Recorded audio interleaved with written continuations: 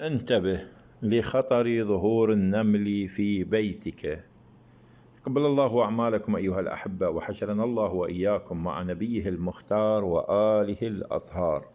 الواقع أيها الأحبة، ظهور النمل في البيت له دلالة خطرة في عالم الأرواح، العالم الروحي، عالم الذي لا يرتبط واضح إن شاء الله بالمادة. هناك عالم الغيبيات، عالم المجردات، عالم لا بد أن نبحث عنه أيها الأحبة وندرك خطورة هذه المسألة. تعالوا أيها الأحبة إلى أنه شنو السبب. يعني لما أنا أشوف نمل بالبيت ونمل بكثرة ومكانات، والنمل يخرج من مكانات معينة، هذا السبب أيها الأحبة. السبب الرئيسي هو الحسد. هذا دلالة، لما ظهور النمل في البيت دلالة على أن هذا البيت، صاحب هذا البيت أو أفراد هذا البيت مصابون بالحسد، يعني طاقة سلبية عالية جدا موجودة. هذا السبب الأول لظهور النمل. السبب الثاني وهو الأقل، السحر المرشوش. إذن سبب أول هو الحسد، يعني هذول أهل البيت محسودين، الأب أو الأم، أو المحسودين بالرزق، أو محسودين بالجمال، أو محسودين بالتفاهم بما بين الزوج والزوجة، ما بين أفراد العائلة، جمالية البيت، الأموال اللي عندهم، سيارات كذا. المهم على الناس هاي تحسد ما تشاء للأسف. السبب الثاني السحر المرشوش. الآن ما هو الحل؟ أريد ننطي علاج أيها الأحبة. إحنا مو فقط نريد ننطي إنه النمل. الآن شلون نتخلص من السحر المرشوش؟ نتخلص أيها الأحبة بعد منين؟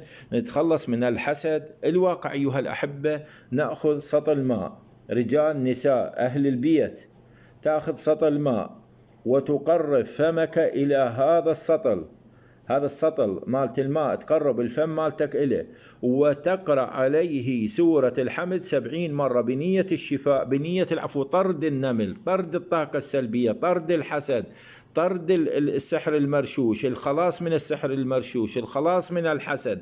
70 مرة تقرأ سورة الحمد بنية طرد السحر المرشوش، طرد الحسد، الخلاص من الحسد، الخلاص من السحر المرشوش.